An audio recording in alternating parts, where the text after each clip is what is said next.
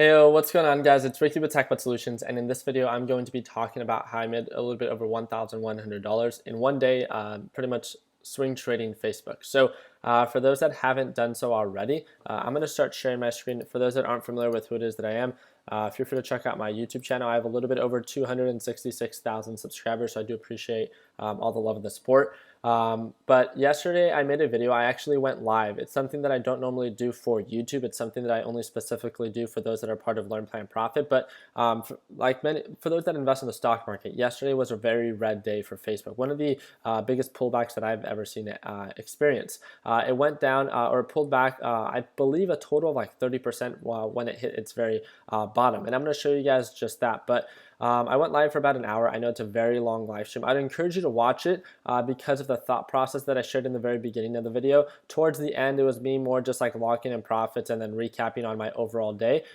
Yesterday, when I did my live video, I was up a little bit over $2,000. I ended up closing the day a little bit over $2,800. For those that follow me on Instagram, the post is still up. If you guys want to go check it out, I show my P&L for all my trades and stuff like that. And even in this video for Facebook, I show you guys like my profits for every position that I took, what led to my success and stuff like that. So this video is going to be, I'll show you guys the profits on Facebook, right? Yeah, that's really just it. It's almost $1,200 on one single, I didn't want to call it a day trade, although I was like day trading it a little bit yesterday. I held 150 shares until today, right? You guys saw me buy, I think, at an average of like 173.67. I'm not too sure. You can check out that video. But today I sold at an average price of, well, this isn't the right stock.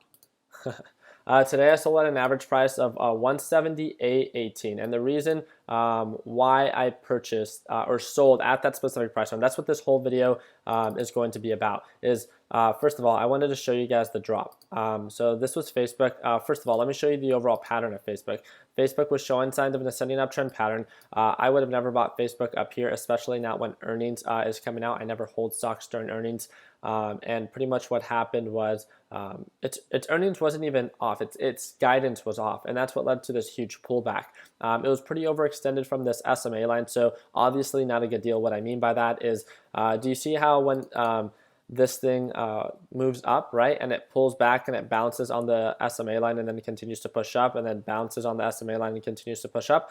This tends to be a pretty decent indication of, when something is a little bit more on the oversold side, when something is more of a good deal, right? Obviously, with this huge sell-off, the MACD and all that, it was going crazy. But what I looked at was after the huge drop yesterday, this is when I was trading it, right? It was pushing up. We were trading it at like the 174. That's really where I was locking in profits. I had 150 shares left, so for those that are wondering how much money that is, that's about $25,000. I saw, so let's look at it during extended hours. This is pretty much what I want to focus on. Like, you guys know why I bought. If you don't, then watch yesterday's video, and I explained exactly why I bought. Why did I sell? For those that are part of Learn Plan Profit, I explained exactly why I sold, and I did that live, right? But for those that aren't part of Learn Plan Profit, then you guys might be asking, Ricky, how did you know to sell at 179 to 180? First of all, I did not know that that was actually 100% going to be the price point that it was going to peak out at. No one knows, right? No one exactly knows when something is going to peak out. All I was going based off of was previous patterns.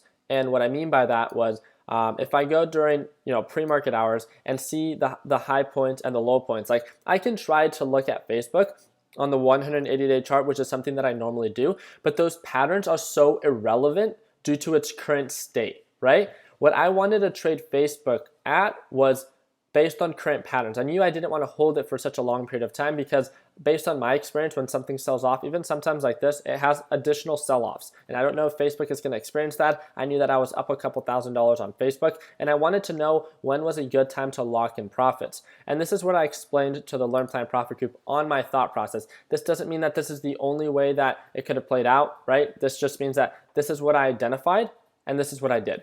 So when I was trying to identify the low points and the high points of Facebook, like this margin that it has to offer, Facebook sold off, and it sold off right before market open hours. Right as it opened, it shot right back up.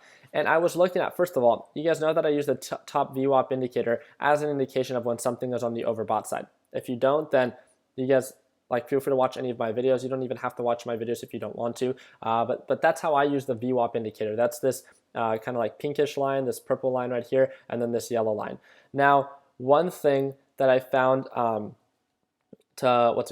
one thing that I found very helpful was I looked at during how it was trading during pre-market hours. It really had, right, just looking at previous patterns, it really had a hard time breaking above like this like 182, like this 180 area. I identified that as a resistance. Very simple, right? This area right here is where it was struggling to break above. That's its highs. It sold off and it was struggling to make lower lows. 170 was ideally its support. So I bought it at around 173.67, right, as of yesterday. My initial purchase was at like 166. I sold some shares at like 172. I bought back in again. And my average price, if you guys watched yesterday's video, I showed you I have 150 shares at an average price of like 173.67, if I'm not mistaken. Feel free to check that out, right? I held it overnight and it pushed up, right? It pushed up right at market open hours. And one thing that I told the Learn Plan Profit group was like, understand where you're selling and make sure that there's a reason for why you're selling. I'm someone that's extremely conservative. Yeah, so I'm not like, if you're gonna be asking like where to buy and where to sell, then you probably aren't ready for trading, right? You probably aren't ready to actually invest real money. Easiest way to put it. I know it might be a little rough, but easiest way to put it. I knew that this was a little bit more on the overbought side. So what I did was like, look, this is where it got rejected before. We're approaching this general area. I'm up, right? And it makes sense on why it would get rejected. Being honest with myself, like it makes sense on why it would get rejected at around this price point. My exit was not the best exit. At the 178.16, whatever it was, or 178.13, it was not the best exit. I shared it with those that are part of Learn Plan Profit. It was not the best exit. There's still a little bit more margin that it covered. But I knew that at this area, there was a reason on why I was selling it, because there was an obvious previous indication that this was a resistance. And because of that, I felt comfortable locking in profits.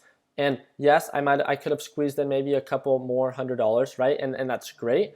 But I understand that, you know, based on like big picture, if I focus on always just taking action when I see value or end up selling my position when I see that there's a resistance, then it makes sense, right? So that's pretty much just what I wanted to share with you guys. How did I know to sell at around this area? I just looked at previous patterns. That is all. I looked at how it was trading during pre-market hours. It offered me this range of where it was trading at, and because of that range, I was able to use it as a reference to identify when was a good time to sell. The top VWAP indicators, the MACD indicators, the RSI indicator, that all went hand in hand. Not only did the top VWAP, not only did the previous pattern, not only did the RSI, not only did the MACD all tell me that it was overbought, but it was the previous pattern that I really focused on. And that's really just it. That is what led to my success today when it came down to trading Facebook. And I thought it was an amazing deal that presented itself for a short-term swing trade. Do I think that Facebook is going to continue to descend and fall down to like $100? I really don't think so. I mean, if we think about what Facebook is and how usually, I've never seen a drop this big though. So what I did was I took advantage of an opportunity. I closed it when I saw it to be relevant. And then after that, on the 1 day, 1 minute chart, we could see like how it's trading all day. And for myself, like I told the Learn Plan Profit group that I'm not going to touch it. I'm not going to touch it until it shows signs of a proper reversal. I don't care if I have to get in after it breaks above 180 or 190. I know that it has a lot of upside margin. It was trading at yesterday at that 220 area. Right? And I know it has a lot of upside margin to cover, but I want to make sure that I get in when there's the proper indication of that reversal. And then that's really just it. That's all. I took a position on GUSH, and I called out, I think, one of the a perfect trade. My entry was not the best. It was a sad $69.20 that I made. Profit is profit. And I ended up covering profits right around this area right here. I made the mistake of, GUSH pushed up, it pulled back. I made the mistake of trying to get in on the pullback. It sold off, it consolidated, it reversed, and it's done this multiple times. We called out the bounce. The people that are part of Learn Plan Profit, people were able to get in at $40 because of being able to watch me trade. And it pushed all the way back up to that same resistance at $41. That's where I would have sold. I did not know that it was going to go to $41.25. It made sense that like $4.75 to $41 was going to be a general area. I owned up to my mistake. I mean, I still ended and that $69 with like $16,000. It was like with 300 shares. So it was a smaller position. It was about 40% of my account size. And I talked to the Learn Plan Profit group and I was like, hey, I made the mistake of getting in at a really bad price point. no, let's use that as an example for you not to do that, right? So it sold off, it consolidated, it broke above the EMA line, people started jumping in, it pushed up, right? And then once it got to that resistance of the 475 to $41, it made sense on why people started selling off. It's more on the overbought side intraday, right? It does look like it might offer some margin as it reverses back up, but we'll still have to revisit that. The other one that I am watching and seeing if it ends up reversing is if we look at the 1 day 1 minute chart, something like JNUG. As of right now, it's selling off. Based on, if you guys look at the past couple of days, it's been showing signs of a potential reversal of pattern on the 180 day. It was showing signs of a potential reversal of pattern. Today was one of the first days that it broke below the EMA indicator. So one of two things. It's either going to continue to sell off and, JDST, which is the inverse ETF, will continue to rise, or JNUG will reverse back up and then recover, and then gold will continue to be a little bit more on the bullish side. So make sure that you use /GC as a reference when taking that into consideration. But that's pretty much it. That is my trade for the day. So kept it really simple. I really I should not have even taken that position on Gush. I was so mellow this morning. I woke up so blessed with the position that I did with yes, first of all, yesterday was one of my best days, right? I made it very clear that, I don't lock in or a couple $1,000s profit every single day with trading. I've explained that multiple times that my daily goal is anywhere from $500 to $750.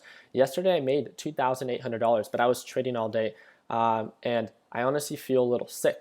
Because I was focusing so much of my attention just staying behind the computer.